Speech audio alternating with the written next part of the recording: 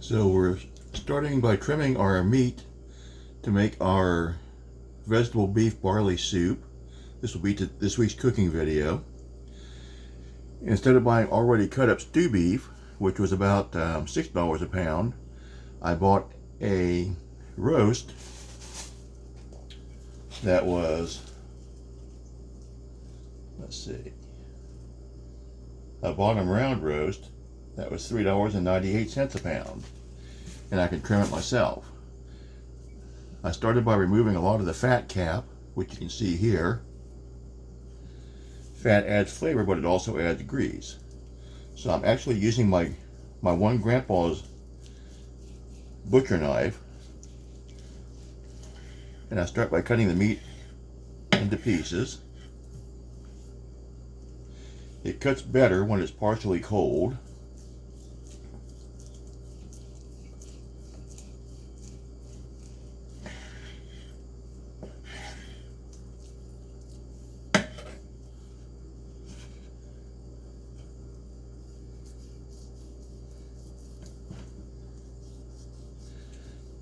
Just like being a mechanic working with a knife, one of the cardinal rules is always think where that knife's going to go should it slip.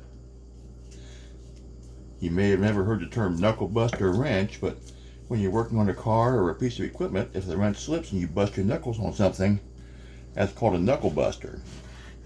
Well, the results if your knife slips can be a whole lot worse.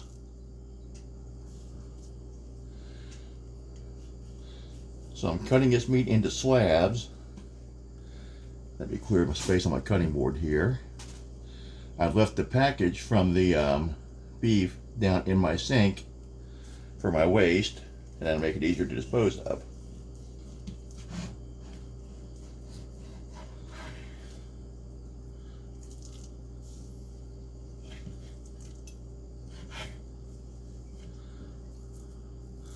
So you can see these are about as thick as my finger.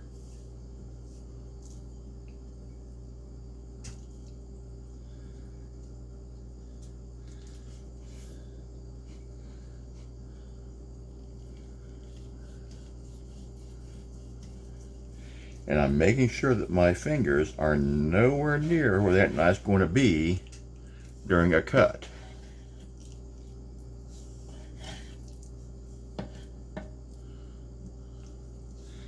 Now I've got a little bit more fat cap on this one, so I'm going to go ahead and take that off.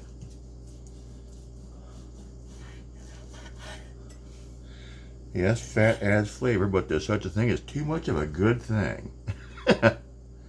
So now we're going to start cutting this into cubes, into pieces.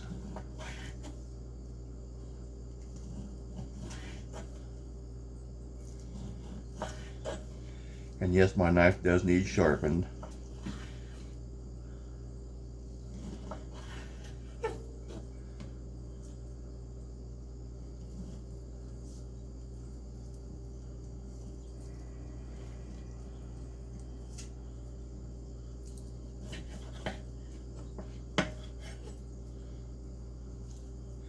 I've got a small container over here to put my pieces into. Now this piece is a strip, so I'm going to cut it into 2 strips.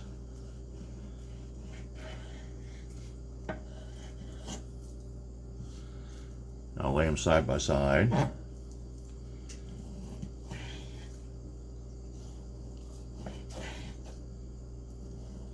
This cutting board, incidentally, was made by my father, Bill Harper.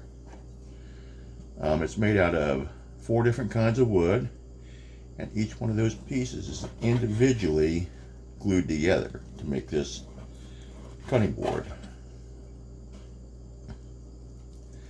He is 85 years old and still doing woodworking with me. I taught him well. Just kidding. I treasure that man and everything that he's taught me over the many years, and hope I have him for a good long time yet.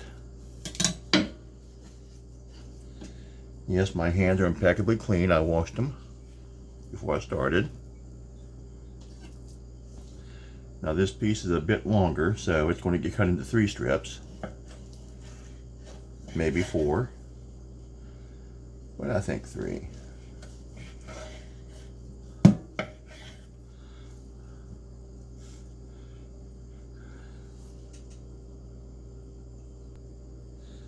Sorry, I forgot to turn on my light here. Let me slide this over to the side.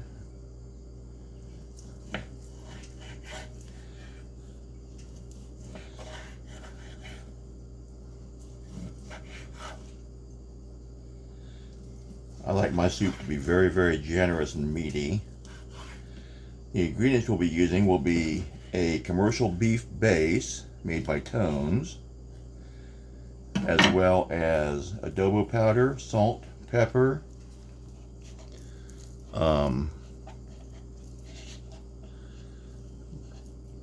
red mill barley,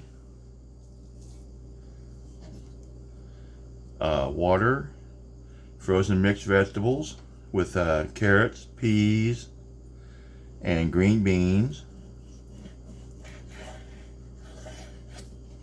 And we'll be using the Crockpot Express, which is my version of the Instant Pot. I prefer the Crockpot because I think the controls are easier. So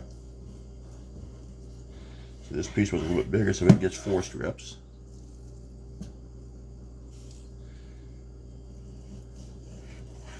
Yeah, I can trim a lot of beef for $2 a pound and save money. It's not cheap, I just don't like to spend money.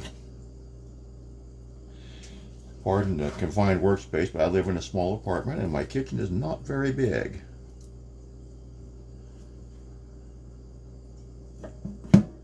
So one makes do with what one has.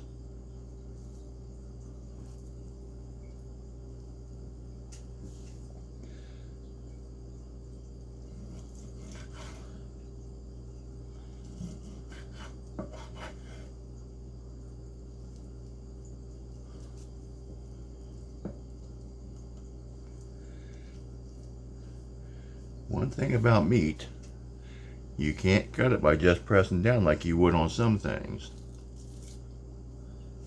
You've got to do a slicing motion because of the fibers.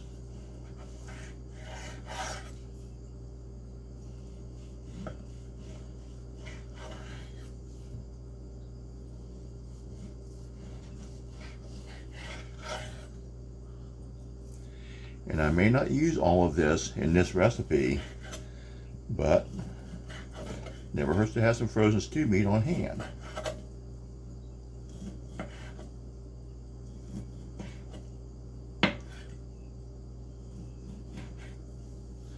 Incidentally, it is Wednesday, November the 9th.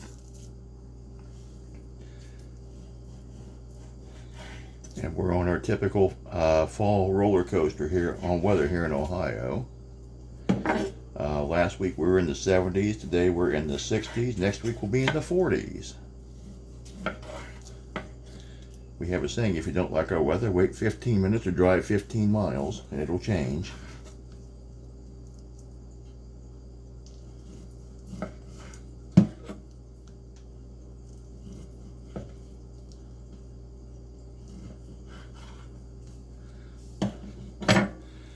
Now you can see how quickly I've gone through cutting that beef.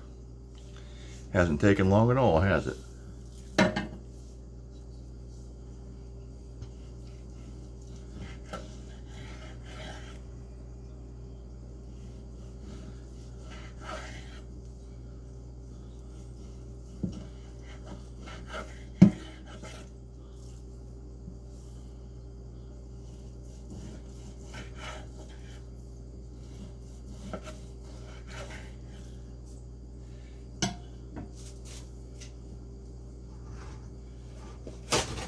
In the meantime, and to avoid cross-contamination, I'm going to set my Instant Pot to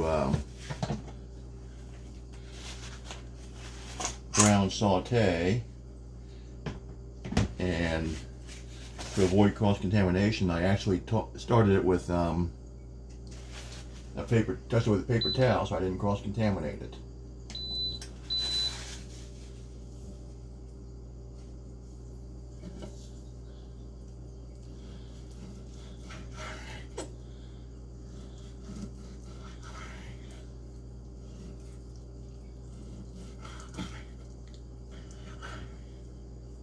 Now I'm trying to keep my meat all uniform pieces so they cook at the same rate. So they're just that quickly, that entire roast has been cut into pieces.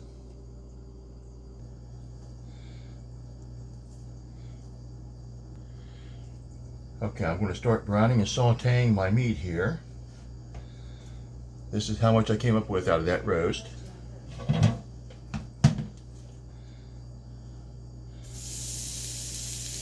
My Instant Pot is preheated. And you can hear that lovely sizzle. The key is to do it in small batches.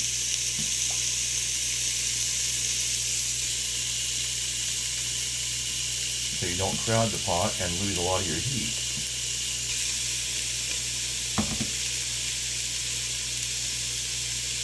Now I put it in.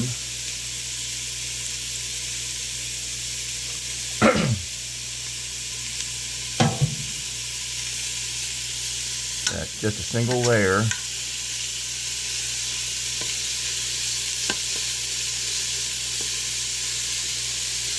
Make sure that every piece is in contact with the bottom.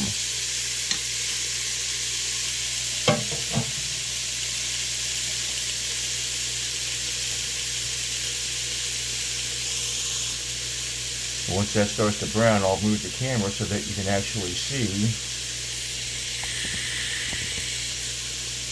the result. Excuse me.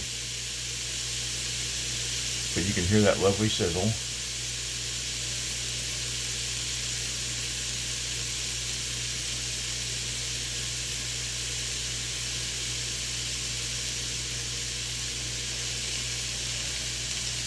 And I've got the Instant Pot on high heat, incidentally.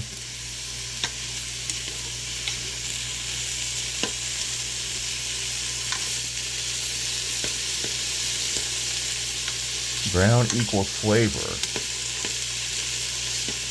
And we want a nice caramelization on our meat. We don't want to cook it all the way through, we just want to get a brown on it. And even a partial brown is wonderful.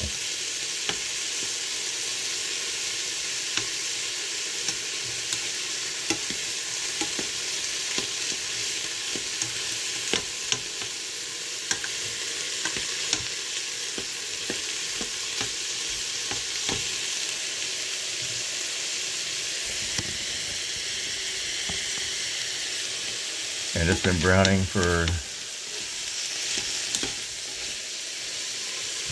about 4 minutes.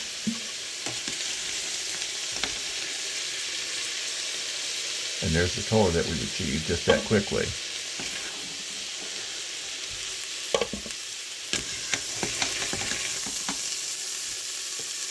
Pull that out.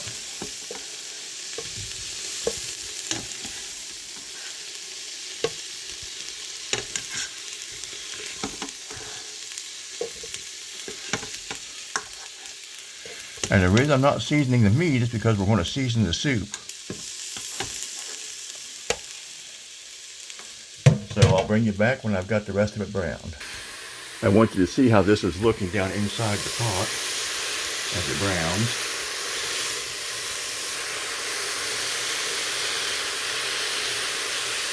So as you can see, it's browning pretty quickly.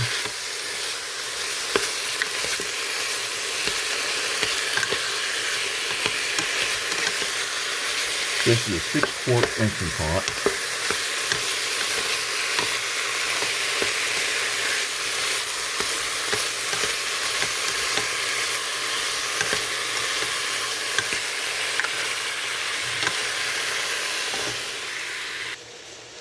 Okay, I decided to use about half of that meat for a 6-quart batch of soup. So now, since the pot is hot, no pun intended, I'm going to go ahead and mix up my beef base here. So I'm using hot water.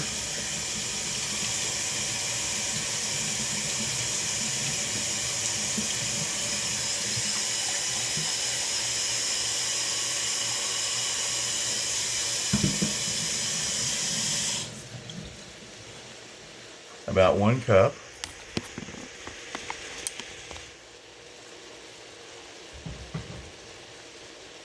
And this is the beef base.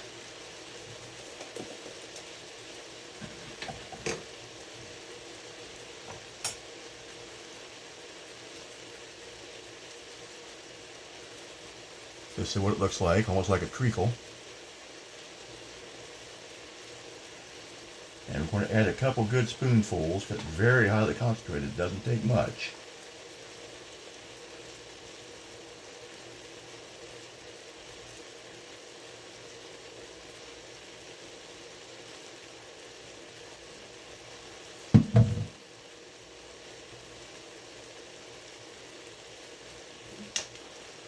And we'll mix that until it's dissolved. I've still got my pot on brown saute because that'll keep it hot. And you can see it mixing into that beautiful, beautiful broth.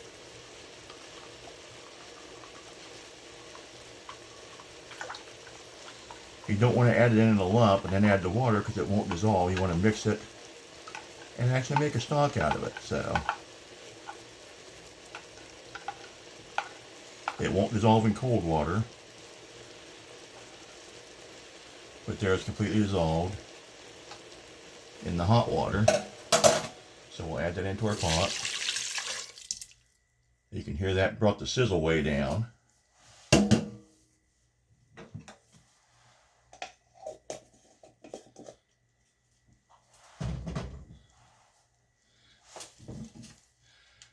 Now we're going to add about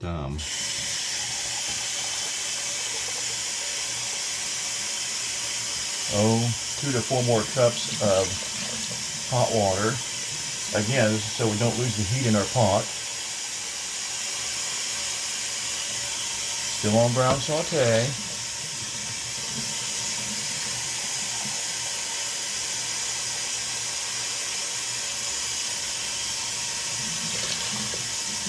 So I've added a total of 7 cups of liquid.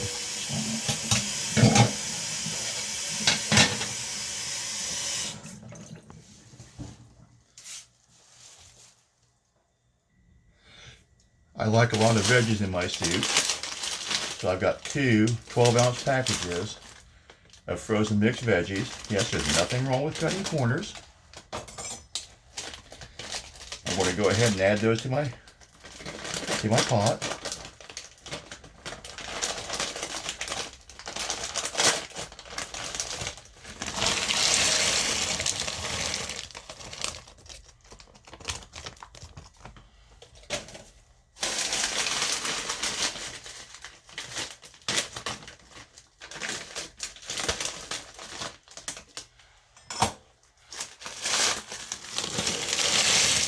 Just put them right in there.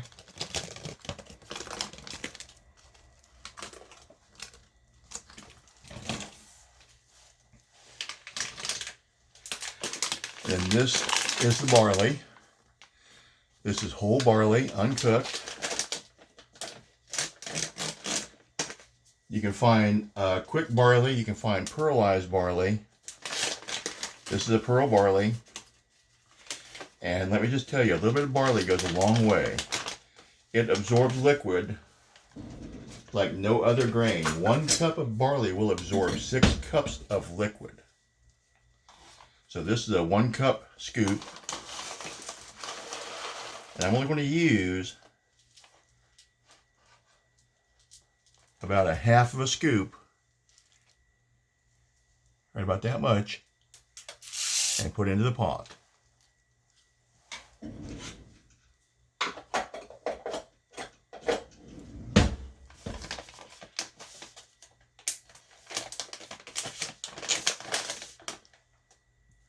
This is my go-to seasoning. This is made by Goya and it's called adobo powder.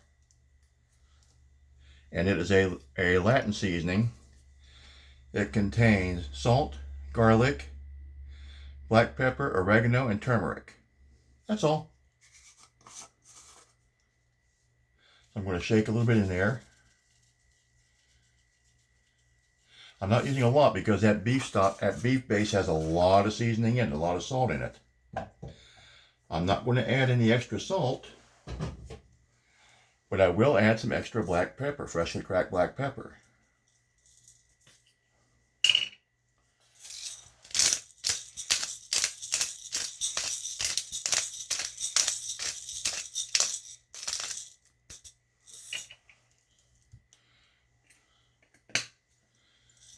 Again, we're seasoning to taste. Don't be shy. Seasoning is flavor.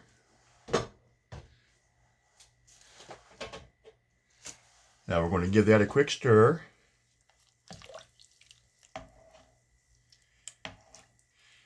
And I think I'm going to add 1 more cup of liquid.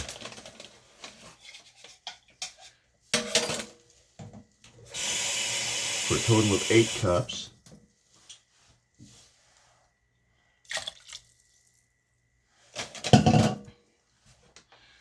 We're going to put the lid on the Crockpot Express, seal it, make sure the valve is set to seal,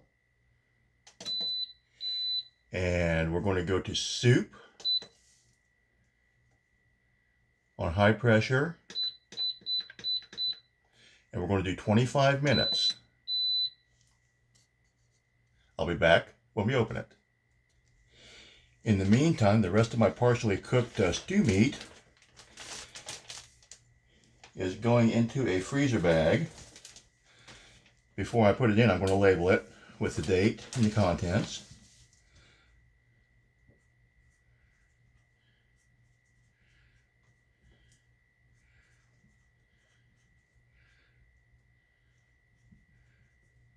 And this is the 9th.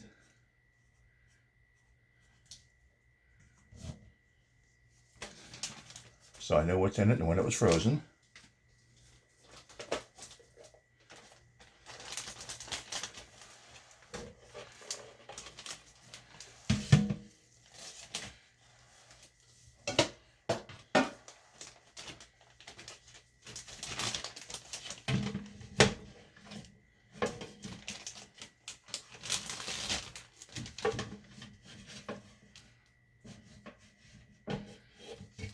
When I go to make this again, I've got enough meat out of 1 roast to make 2 batches of this soup or another type of soup.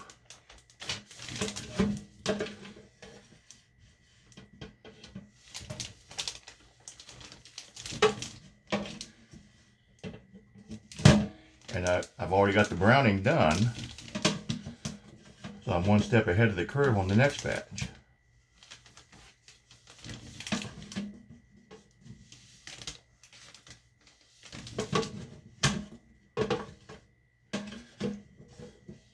You may notice that I use a walker. I have neuropathy. I have no feeling from the knees down, so I've got no sense of balance. I walk with either this or 2 canes, or when I'm out at work, I use a power wheelchair. And that's simply because I've got no sense of balance. I can't stand very long. And that's due to nerve damage from diabetes. So I'm going to seal this part way. And then what I'm going to do is I'm going to roll and squeeze to get rid of as much of the air as I can, because air equals freezer burn. And there I've got that sealed and almost all the air out of it.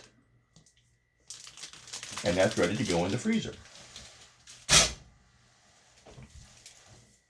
And while this is cooking, I've got the chance to clean. When cooking, I'm a firm believer in the clean as you go school. So if you stay ahead of the cleanup, it makes it a whole lot more tolerable at the end.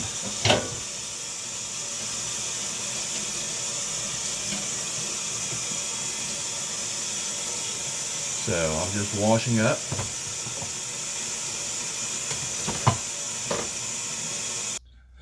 So while this is cooking, it's still in the preheat, by the way. Shouldn't take too much longer since it's already been hot. Are there any recipes you'd like to see me do?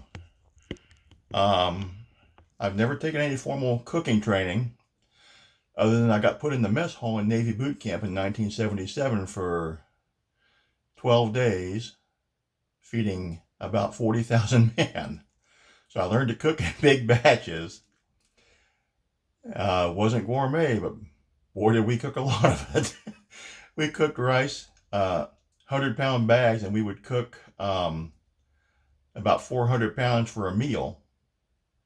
Scrambled eggs that came frozen, broken in 5-gallon buckets, and the night before we would set them out on strips of brown paper to thaw. And then we cooked them in what was called a griddle. It was about a foot deep and about 2.5 by 4 foot long. And you poured the eggs into it and you used a big wooden paddle to stir them. Then they rolled a trough up beside it and you cranked it and it tipped over, you scooped them out and started the next batch. So, and a quick story, I've not eaten corned beef since boot camp at Great Lakes in 1977 because they must have gotten a deal on corned beef. And we got it about 3 times a week for the entire 12 weeks I was there. So I believe I've eaten all the corned beef that any man in the world should be endured to eat.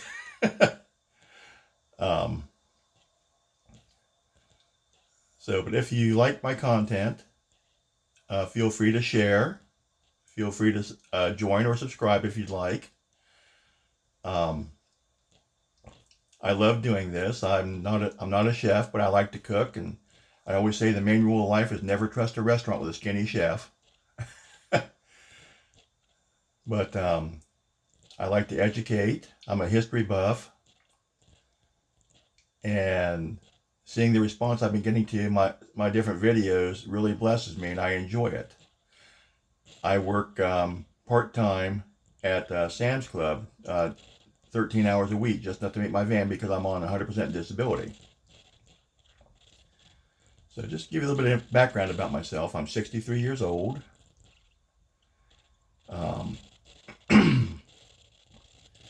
And I love to sing. I'm classically trained in voice.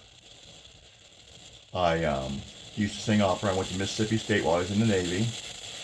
I've also had my own photography studio. I majored in photography at Ohio State in the mid-'80s. I have a degree in computer programming.